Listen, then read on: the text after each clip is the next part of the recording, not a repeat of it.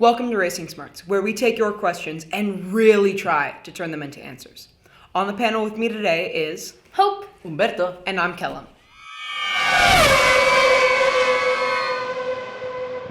In this episode, we take a closer look at the fuel that powers the engines that run the cars that roam the road. That's right, it's gonna be a gas. A real explosive episode. Never mind. Let's take our first call. Hey RacingSmarts, this is the Human Torch. What is gasoline made of? Hi Johnny, good question. We all know gas is really flammable, smells really bad, and is really dangerous. Hope, can you tell us where it comes from? Sure. Gasoline or petrol is made from crude oil, black gold. The black sticky oil is refined or transformed through a process called distillation. Here in a single tower, much simplified, crude oil is separated into the different fractions needed for gasoline, kerosene, fuel oil, and other petroleum products. Basically, they change the thick oil into a clear liquid, gasoline.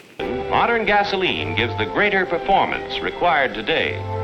The process of distilling changes the molecular structure of the oil. It's then mixed with additives like ethanol to increase combustion, making your engine run cleaner. Hey there, help a fella push, will you? We want to go still faster. Crude oil is delivered to the refinery by ship or pipeline. The gas is then loaded into fuel trucks, which transfer it into the tanks under the gas pumps at your local gas station. Sorry about the delay, sir, but my assistant is checking your oil, water, battery, windshield. That was a good question. Let's take our next caller. Hey, RacingSmarts.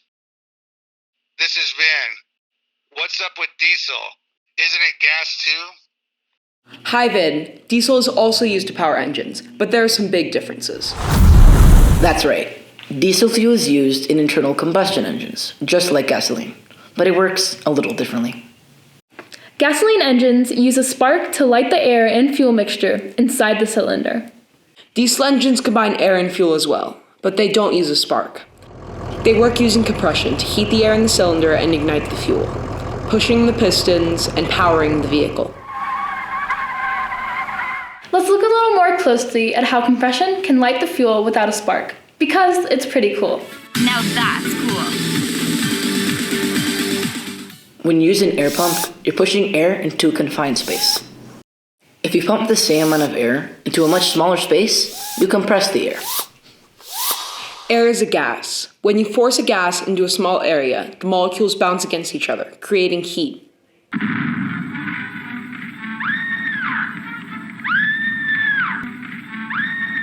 In a diesel engine, this compression causes enough heat for the fuel to ignite, and you get internal combustion.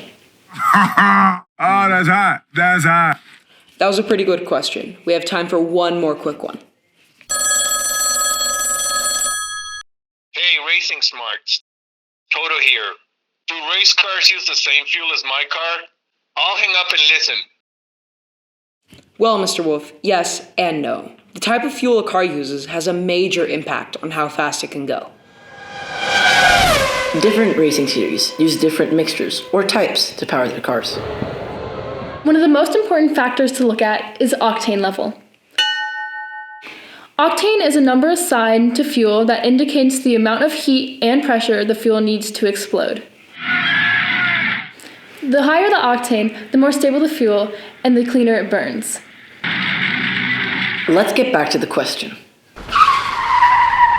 Formula One uses fuel with the same ingredients as your road car, with an octane of at least 87. Yes, the ingredients are the same, but each team cooks their own special fuel. So the Shell brand fuel in the Ferrari is different from the Petronas brand petrol in the Mercedes. Top fuel dragsters use nitromethane. When combined with heat and air, this stuff is so explosive that it's still burning when it hits the exhaust.